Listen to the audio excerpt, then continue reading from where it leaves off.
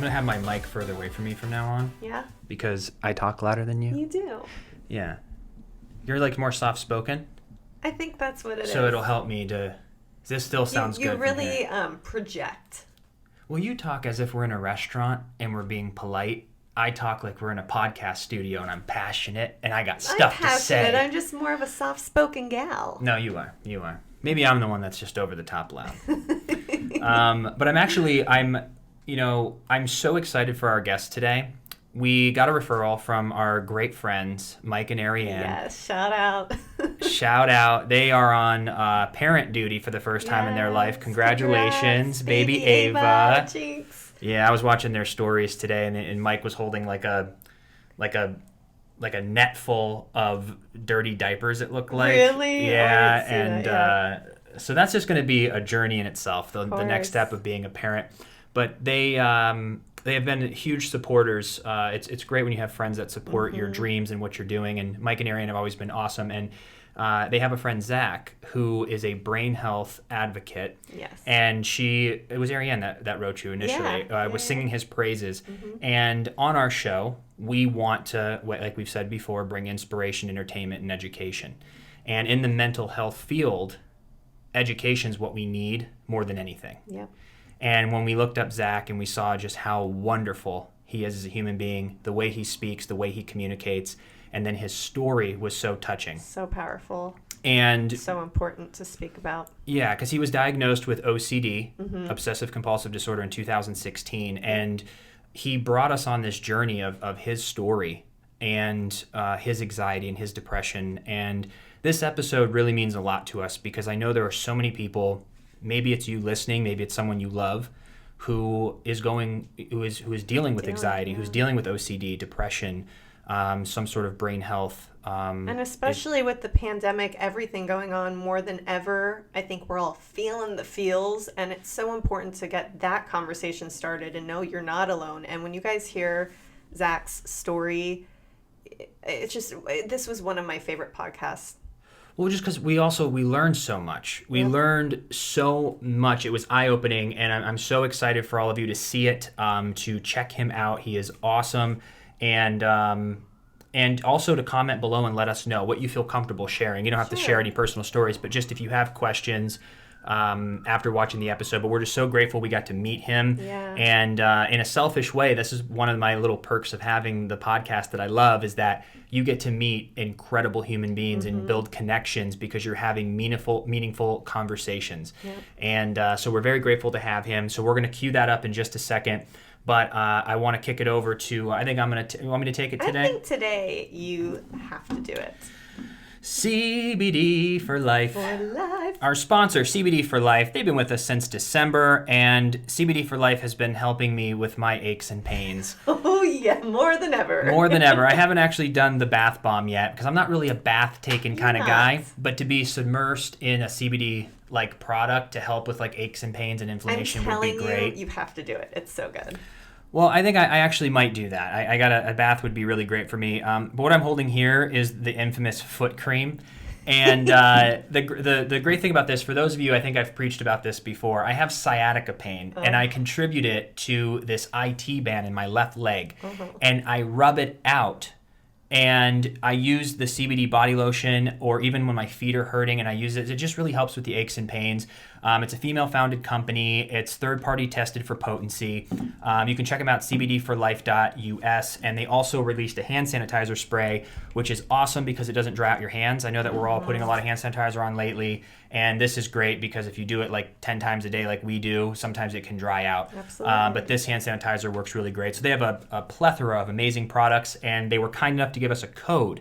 So for all of you who want to try it out, you can receive 20% off your order if you type in Freddie Alyssa 20 at checkout, and you can go to cbdforlife.us, and it's Freddie Alyssa 20 at checkout, and you can check out their products. They've been great to us. We love them, and we've been using these products now for like 6 months, and we definitely stand by them. So thank you, CBD for Life. And without further ado, let's cue this up, and I'll do it right after my intro that I forgot.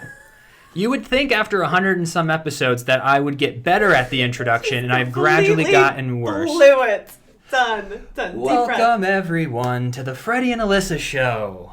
If you're new to the channel, please subscribe, like, comment, all that fun YouTube stuff. We've been making videos for a couple years. We've got vlogs, we've got interviews, and we have a lot of really cool information if you want to, and inspiration, education, entertainment, all that fun stuff all around the channel, so you can snoop around and stalk us and watch some of the videos.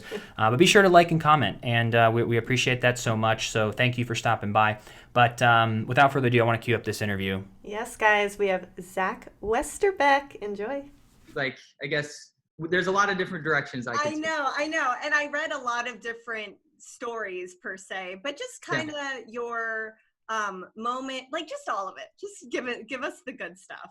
Yeah. Okay. Yeah, for sure. I'll go down the path because what I'm really passionate about and what I've dedicated my life to is mental health advocacy. So getting to this place where whether you're feeling depressed, anxious, you've got a cough, you've got a cold, whatever it is, they're all on the same playing field, right? So they're all from my perspective, equal. And kind of my journey, I always joke about this was a really unintended path for me. Like, to put things in perspective, when I went to school, although I really enjoyed like my sociology class, that was like one of the few classes in school that I really like, it was just natural to get into the material. Same with my intro level psychology class. I studied economics. Like, that's what I ended up getting a degree in. So for me, the initial path was like, I'm going to go down the business path, and I'm not sure what that looks like, but that was kind of the intended direction. And so the background for me is grew up in the Midwest. So I grew up in Indianapolis, Indiana, to two loving parents, and my sister, who's now up in the Bay Area, and she's one of my best friends. In fact, after this podcast, I'm going up there to see her, and then I'm going camping. So I'm really excited. Oh, nice. Yeah. So I'm really, really excited to see her. But so I grew up in the Midwest. Childhood was largely comprised of hanging out with friends, playing sports, and going to school. Like, that was, if I could give it like a simple breakdown, that's what it was. And so when I graduated from high school and went to college, I kind of shed the sports identity, and it was like, okay, what's the next thing for me? And so I was looking for a community and ended up gravitating towards the Greek community and rushing and pledging Sigma Chi. So I'm a Sigma Chi, and I had a great time in school, and the 4 years went by way too fast. But when I graduated, I moved from Indianapolis, Indiana down to Raleigh, North Carolina to start my career at Cisco Systems. So I'm still shedding the corporate skin because I've been corporatized for the last 6 years of my life. But when I went down there, I was super excited, and they had this early in career program, and it was like 30 to 40 kids, all my age. So it was just like an extension of college. It was like the easiest transition you could possibly have.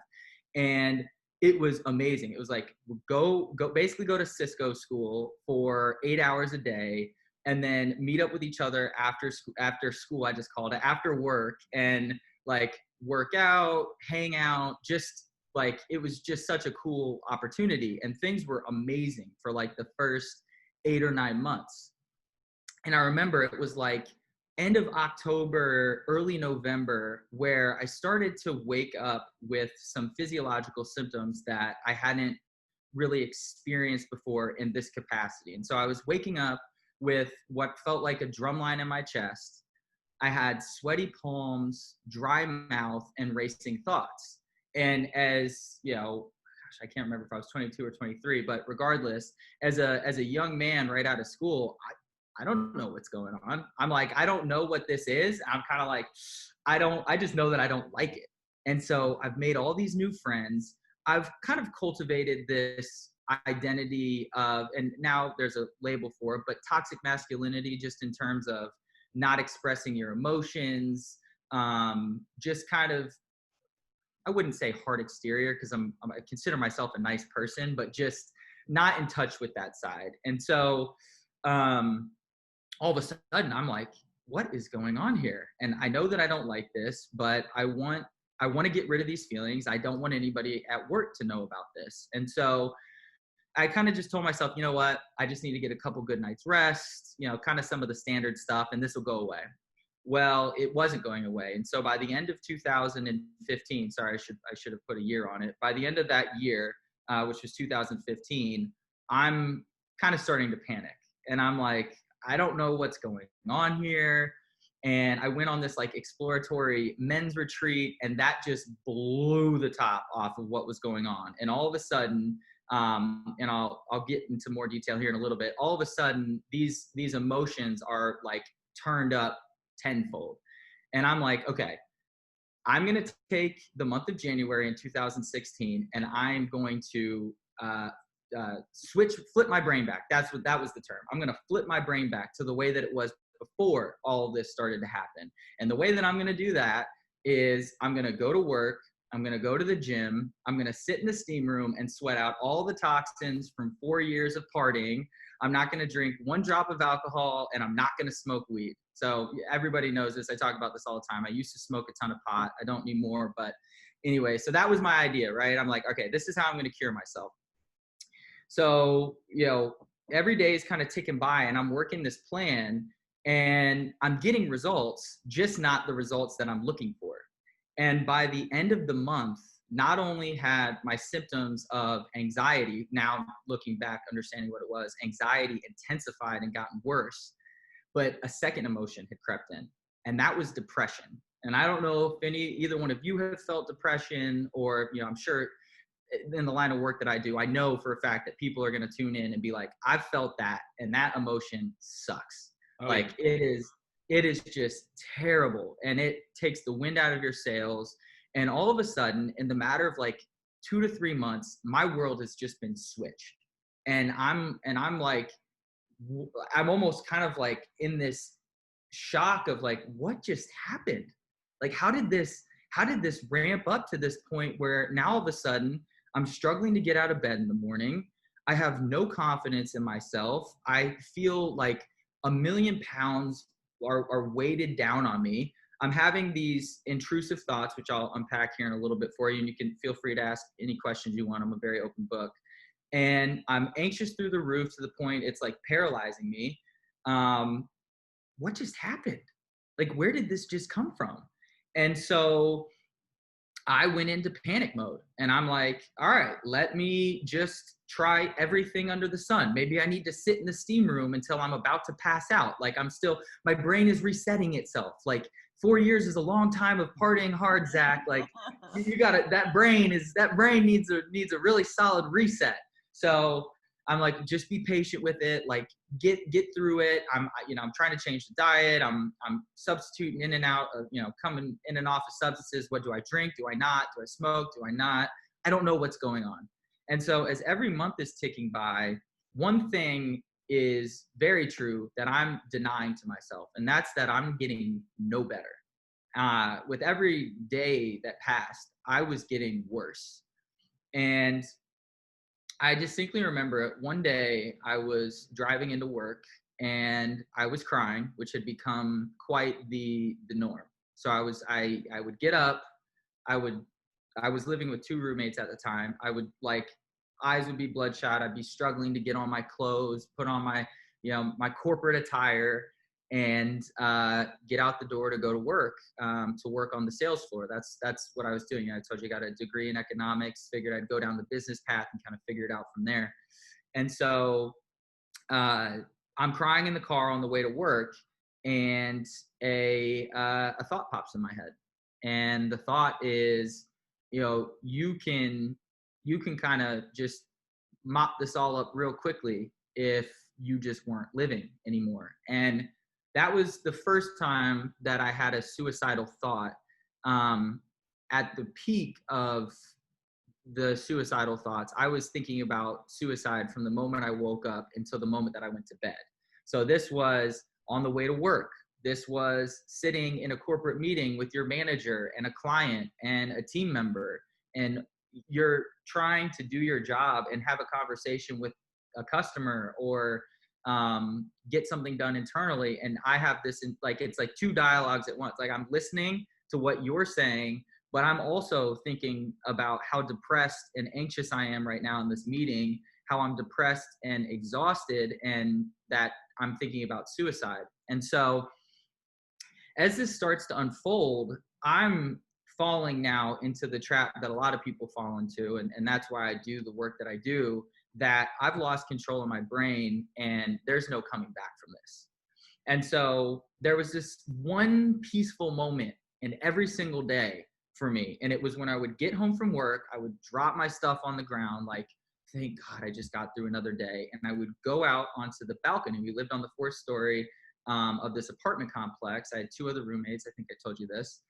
And I would go out on the balcony and watch the sunset. That was it. Like, I wanted to watch the sunset. It was beautiful. And it was this one moment of peace where, like, for 10 minutes, my life felt like it wasn't in shambles.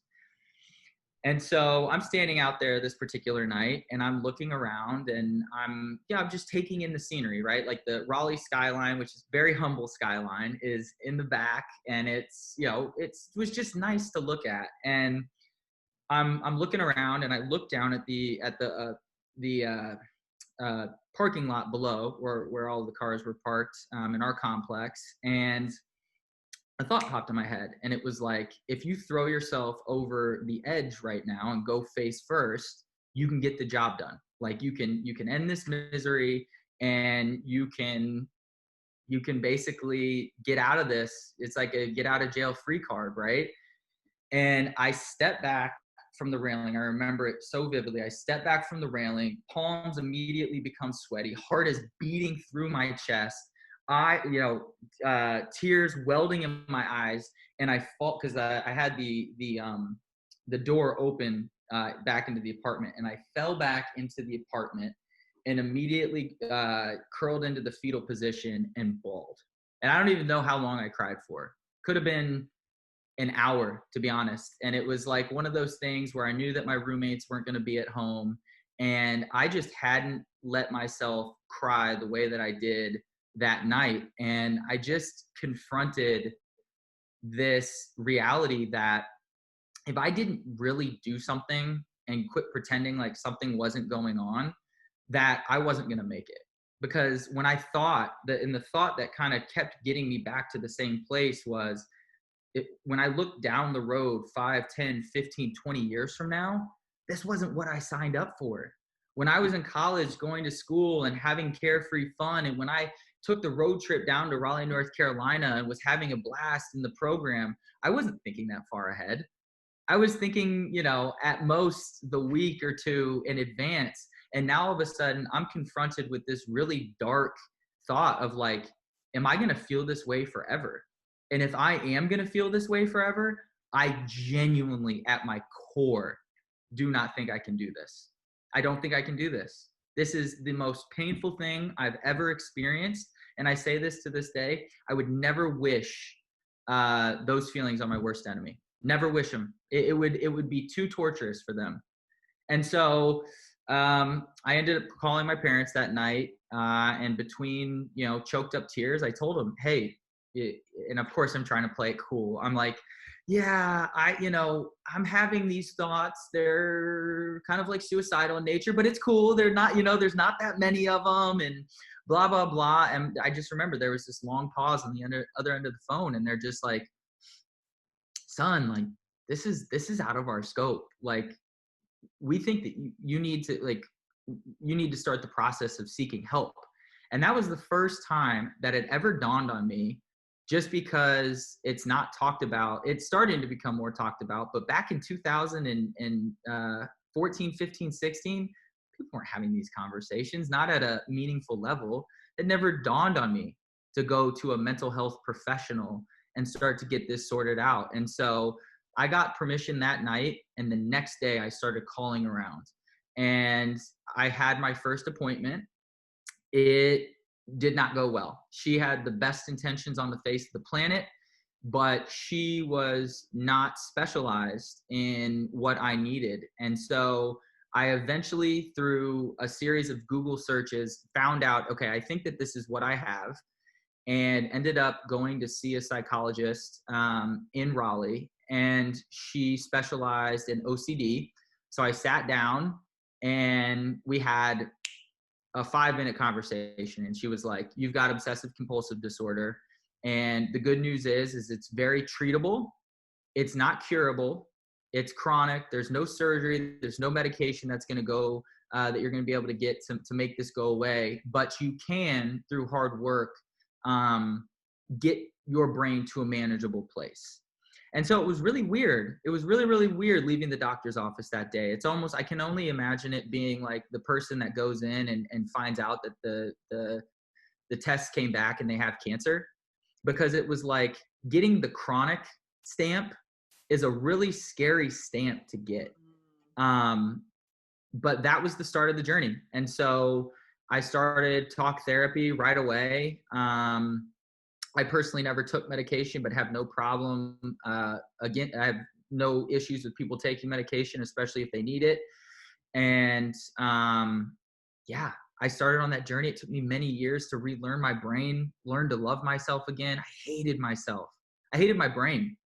And through that process, decided, you know what?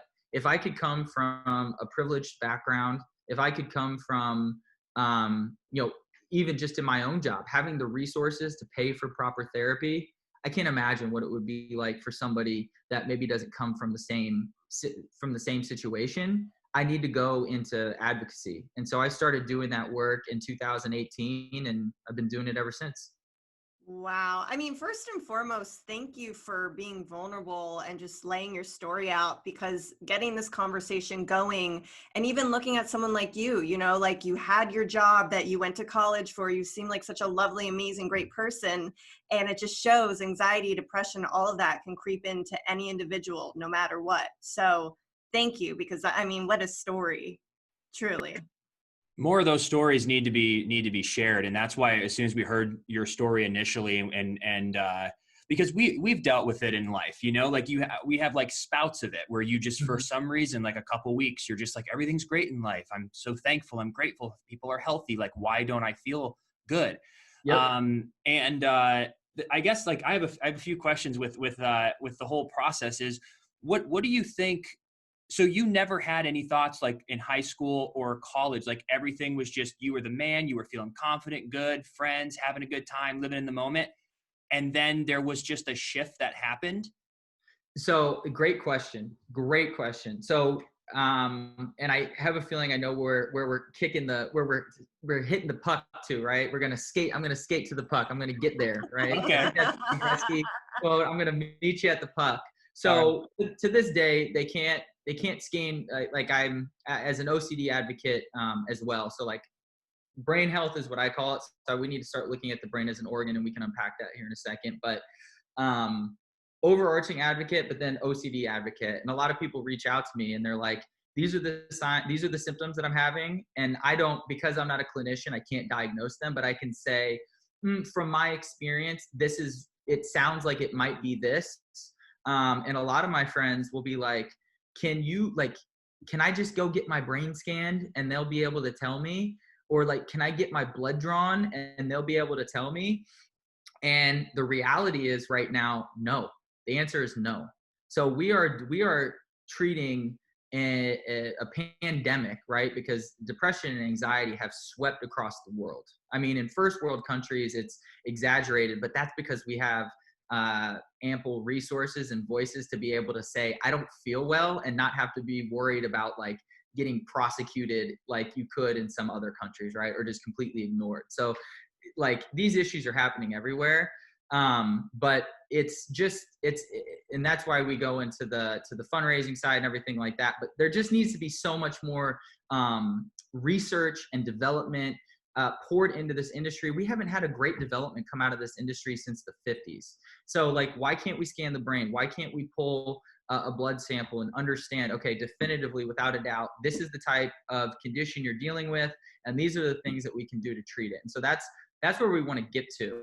But for me, the symptoms actually started to manifest themselves in college, but because I was smoking so much pot and partying so much, and I'm always very candid about this because people need to know the whole truth, so that they can understand where they take their little bits and pieces, right? And they can insert their story where it makes sense. But my brain was just, the way that I put it, and that's why I'm largely sober now. I don't have issues with any. I don't have like an addiction. I can like go to the beach and have a singular beer and like be done, right? But in that time period, it was the culture, and for me, I would just say my brain wasn't awake, so it was dulled down by lack of sleep, and then just substance use. But what ended up happening, and what they have come to understand, especially with OCD, is that, and all major brain disorders, by the way, is that there are these genes that lie dormant inside of the body, and traumas are what they think activates these genes, and they typically activate between ages 18 to 24. That's like, it's interesting because 25 is when they say that all of your neural path, or your brain is done forming, and like the majority of your neural pathways are finished, although neuroplasticity is starting to break down that myth in terms of like we're always forming new neural pathways. But 18 to 24 seems to be the window. And at 18 years of age, I had a significant girlfriend. I had fallen in love blindly in high school, and I just absolutely loved this girl. I really did, from the bottom of my heart. And I was a terrible boyfriend. You talk about the confidence. I literally thought I was the shit. And you know what? I got humbled. You two, because she broke up with me, rightfully so, at the end of my freshman year of college. And it was like the biggest punch to the gut. And that was the first time that I felt depression, of course, undiagnosed at the time, right? Because this would have been 2011. So we're definitely not talking about mental health at this point. But it's like all the telltale signs: no appetite, dry mouth, felt like crying but wouldn't allow myself. I'm not going to cry over a girl. Just stupid stuff, right? Depressed, can't sleep, not happy at all. And anxious. And what kind of started to manifest itself after that were the intrusive thoughts that I was telling you both about. But because I was so heavily self-medicating, we'll call it, I just wasn't tapped into what was going on inside of my brain. Like, it was like there was like a screen between me and my brain. And once I got into corporate and was large in part sober Monday through Friday, it was like, whew, pull the veil off this. This is a whole new brain I didn't even know I had. Mm-hmm. And so it literally felt like this overnight transition. But when I unpacked it and went back, there was so much buildup to that moment that like I could have been so much more well prepared, I'll put it. Like, I could have been starting to cope with this a lot earlier, but my college experience would have been way different, because my lifestyle now is like 180 from how it was in college. But I say that all to say, they believe that various traumas activate the gene. So a breakup, any significant life event, right? A death, a divorce. It could even be like getting fired from a job. It could be flunking a test, right? Like, because I talk largely to college kids, so I use examples that they could relate to. But it's anything that causes you some form of trauma, and that's different for everybody, can activate those genes. So then right now, if someone is dealing with anxiety, because like I know even us, we have had a big history with it. Back in 2014, we were in a really bad car accident. And so big trauma, really. And it took I think a year until it really set in, the anxiety. But that being said, I went to a psychologist, worked through a lot of different issues, obviously, a little PTSD, but for anyone today who is feeling anxiety, maybe even depression, are there any specific tips that you have utilized or used for yourself that you think could help someone who is having these feelings and emotions? Yeah, absolutely. It sucks.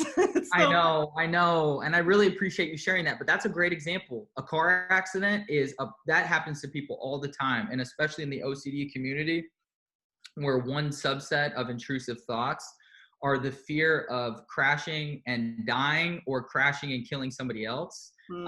That's just a very real world example of something that can trigger the PTSD, feelings of anxiety, feelings of depression, especially depending on how the accident went, right?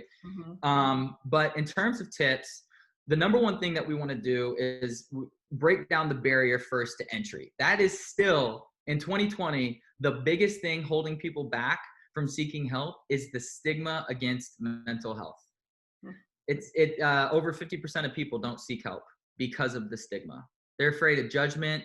They're afraid that other people are going to think they're weak or weird, and so they don't seek help. And what I talk about at the university level, and what I'm trying to get out, especially because you see it all the time in corporate America, is we have to be talking about this and making it normal, because it is normal. And I talk to college kids all the time, and they're so embarrassed to open up about it. And I'm like, okay, so depression it's a medical issue. This isn't like a deficiency in your moral character or a weakness. There is chemical reactions taking place in your brain, right? This is science. This is medicine. Would you judge somebody for having cancer? Would you judge somebody for going to get chemotherapy to take care of themselves? Would you judge a marathon runner who had a sprained ankle that sat out to rehab their ankle before running a race? Or would you expect them to go run the race? And do you think that they would be good at that race? Because we're all in this marathon of life. So why are so many people trying to run, metaphorically speaking, with that sprained ankle? So the number one thing is seek help, seek the proper help. CBT, cognitive behavioral therapy, is scientifically proven to be the most effective form of talk therapy. And oftentimes they recommend that in conjunction with medicine. So the number one tip is never be ashamed of what you're going through. Go seek help. The second thing is we have to unpack the lifestyle, and I call it your brain health blueprint. And this is how you intentionally choose to live your life. And at the core of that, and one thing that I hope, they put on my headstone is like, he wouldn't shut up talking about meditation. Like that is Amen. Yeah, amen. Yeah, I literally love meditation. It's exercise for the brain. And thank God there have been some wonderful individuals around the world and in this country that have taken the time back in the 70s to start to do studies. And John Kabat-Zinn, one of the we'll call them forefathers of this approach of using meditation to treat physical ailments and brain health ailments like depression, anxiety, have proven that meditation really does work. And I've been meditating for over 5 years. The interesting kind of storyline for me is, as I'm starting to experience these symptoms, I'm also starting to meditate, but not because of the symptoms. I had read an article when I first moved down to Raleigh that talked about high-performing athletes and CEOs that were meditating to get an edge at their crafts. And as this young, hungry 22, 23-year-old, I'm like, well, yeah, I'm in a company of 75,000 people. It's like why Kobe shaved off like an eighth of his shoe or something like that, just so he could be a little bit faster. It's like, well, why wouldn't I do it, right? Well, let me just try this out. And what was so fascinating is that I go into my first meditation session with these symptoms, and I sat down and meditated for 10 minutes, and I remember two things. Number one, I couldn't shut my brain off. And that's one of the big things that I always like to demystify, is like trying to shut off your brain is like trying to stop a waterfall from crashing down, right? It's the same with our thoughts. We have over 30,000 of them a day. You're not going to stop your brain from thinking. It's just impossible. But what we can do is change our relationship with our thoughts. And so the second thing I remember is this sense of calm and a decrease in the feelings, especially up front, of anxiety, and over time, depression. And that's why I kind of liken it to lifting weights. You're not going to get results the first time you go to the gym. You go for a little while though, and you're consistent, you're going to get the results. So the second thing I always recommend for everybody is to start meditating and then incorporating physical exercise. That's a well-known one. It's not going to cure you, but it does help. I look at endorphins as like an ice bath for your joints. It's a way of like, literally, I feel like sometimes I imagine myself taking my brain out of my head and placing it on a bucket of ice and just letting it cool down and then putting it back in my head. That's what endorphins do for the brain. And they're feel-good chemicals, so that's great. And then cleaning up the lifestyle in terms of the people that you spend your time with. And I know that both of you are big into personal development, so I think this will resonate with both of you. But like we gotta cut out the negative energy out of our lives, because when you're dealing with heavy emotions like anxiety and depression, you don't. And I learned this lesson the hard way, because I did keep some energy in my circle that wasn't good for me at that time. And it would like, I would go into it already tired and I would leave exhausted. And so really auditing your circle and making sure that you have cheerleaders in your corner, people that want to see you do well, people that want to see you succeed and are generally speaking positive people. Because there's already enough negativity going around. Like, we don't need to now infuse that into our lives, the people that we're spending time with. So those are the general tips that I typically start with. I don't like to pile on too much at once. Sure. Do you have any apps you use for meditating? Yes, I do. And I swear I'm not a brand ambassador, although I'd love to be. I'm not getting any kickbacks for this either. Yeah, I promise. But my boy Andy from Headspace, he's been a major, it's funny, I feel like I know him, but he's been a major part of my life for 5 years. I mean, he went through all of the ups and downs of my anxiety and depression. He's meditated with both my fiance and I, my best friends. When we go on hikes, I'm like, dude, you're going to meditate with me. And they're always very open to it. It's cool. They might not meditate all the time, but they're always open to it. And so Headspace, that's the one I'd recommend. Calm is another great one that I know a lot of people use, but I'm a Headspacer. And do you think that because obviously being human beings, we've had these issues probably our entire existence. If something traumatic happened in 1850 or 1920 or 1990. Yep. But now, do you think it's coming to light just because we can communicate more, but also just how plugged in we are constantly to information and other energies? We've gotten good with like circles in life in general, like we've personal development, keeping our circles small. Yep. But you're also, when you hop on Twitter, Instagram, anything, you're going to see news, you're going to see negativity. Do you feel, because I think there's studies even with like teenage girls, they're the group being affected the most. Yep. Because of social media and comparing yourself and all of that. Do you think there's a direct correlation that it's actually becoming even worse for people, like the symptoms of depression, anxiety, and OCD? Because of social media? Or have you found that to be a myth, or do you think that's adding to it? I absolutely think there's validity to it, and it's twofold.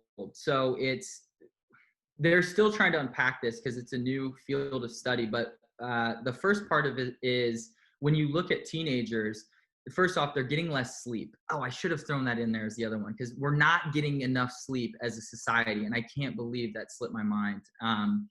But so they looked at this study, and they basically, what they realized is that high schoolers were getting 1 to 2 hours of sleep less a night.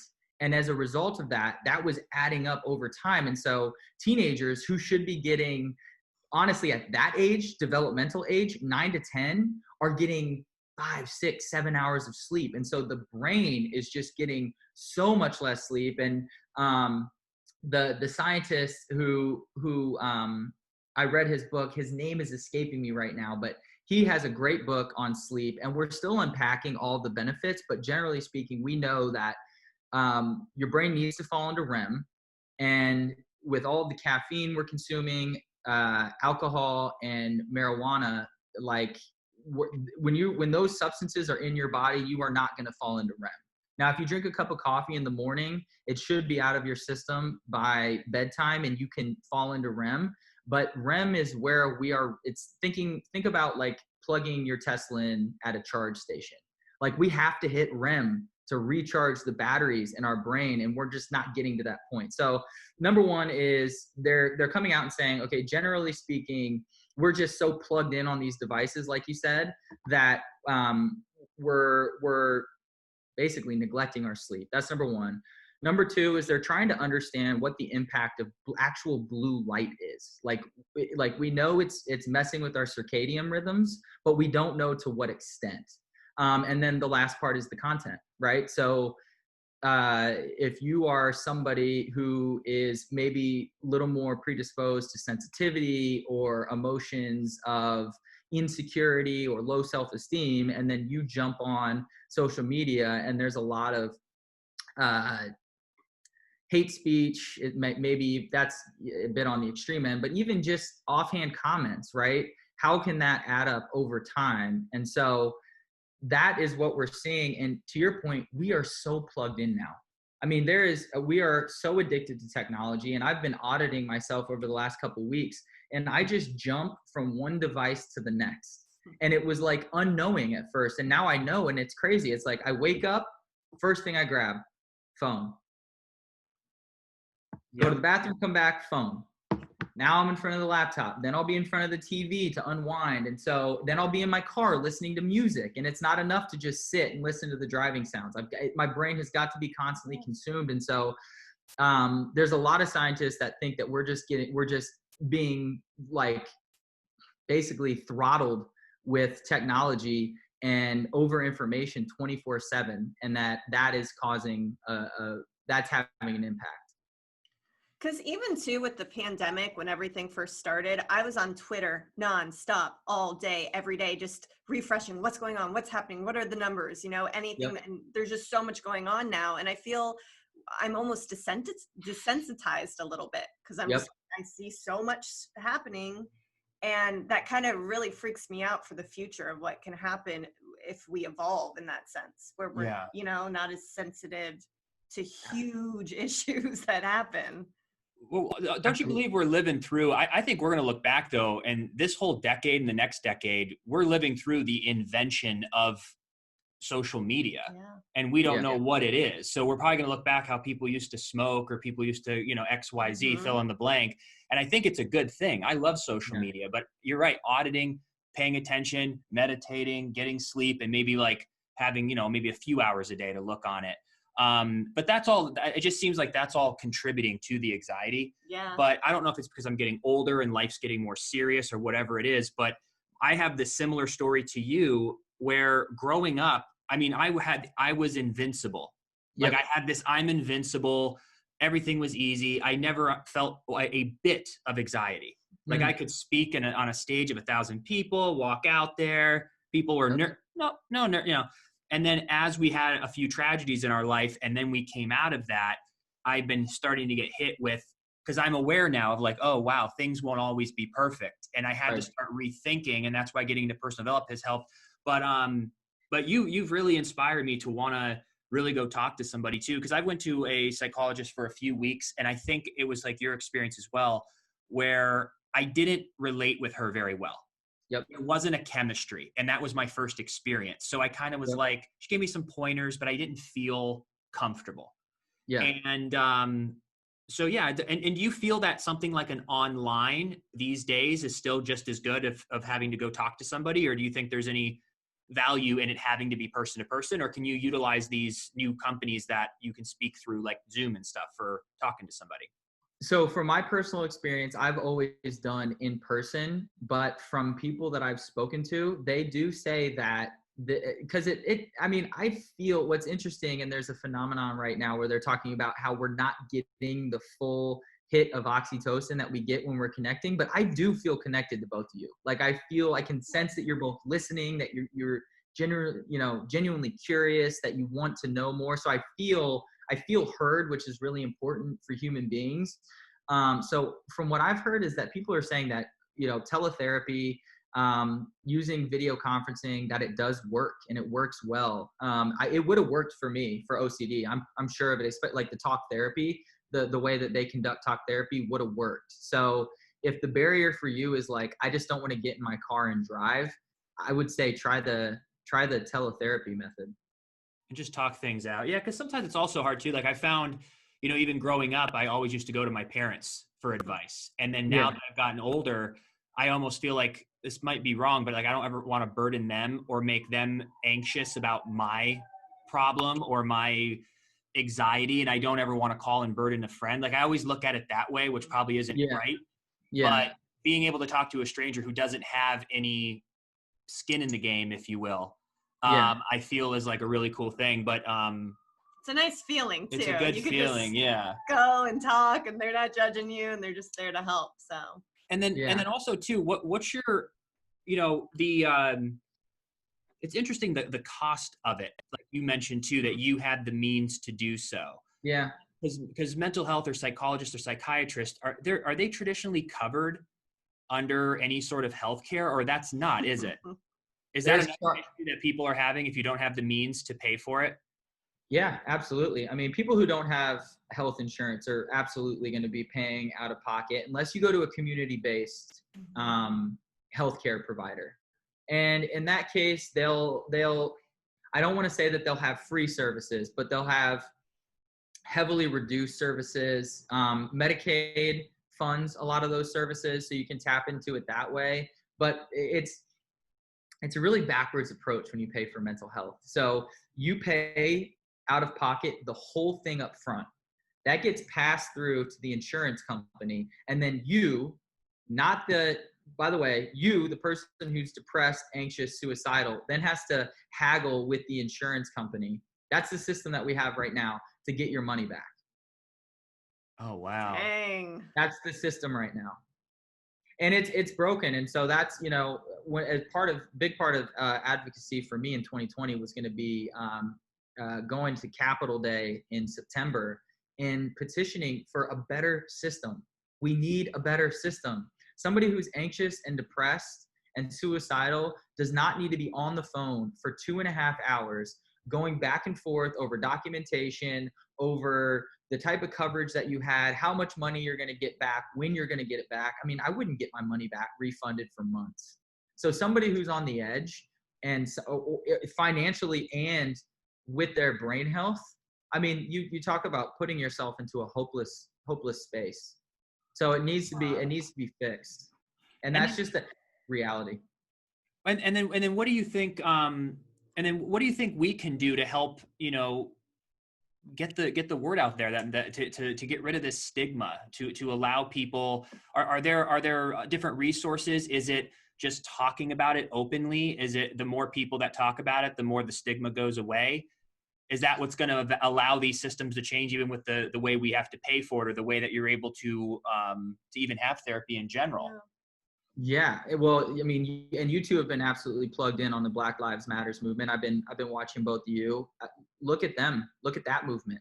And how, I mean, I've just bought 3 books. You would ask, I was a mental health guy. I read mental health books. That's what I devour. I bought 3 books on how to be anti-racist. So you look at the movement and the activists in that space, and I just can't help but admire them and be slightly jealous, because I'm like, you guys are doing an unbelievable job of getting the buy-in and shaking the white majority. And I want to call people in, not call people out. I think that's how we make progress, but getting people bought in and wanting to educate themselves. And it has to be the same thing with mental health. And a lot of times the way that you do it is by tying back your personal experience with mental health.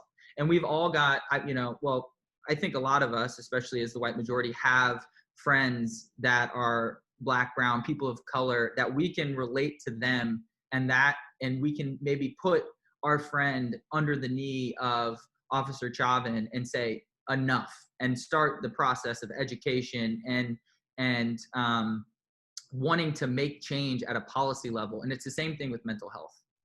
Mm-hmm. Gotcha. So it's just all education. We're having like an education revolution in general in everything. Like social media has exposed us. The communication is open. Some of us are butchering communication. Others are using it for good. So it's kind of just the education in general is what we preach, even on our show here, is every aspect of your life. How do you make yourself better? How do you treat people better? And it all starts with that self-education and awareness. And, but Zach, I got to tell you, this has been like amazing. And It went so fast. It went so fast. We would love to have you on again. If you'd want to come on in a couple months, we'd love to touch base with you. And I'm sure we're going to get tons of questions. For everyone who's listening, please comment below, and then we'll generate some questions for the next time if you're available to come on again for an hour, and we can answer some more questions. And I do have one more question for you. For anyone who might want to do a little self-education reading, do you have any books on mental health or anxiety, depression that you would refer? Yeah, I'm trying to think what would be a good starter book.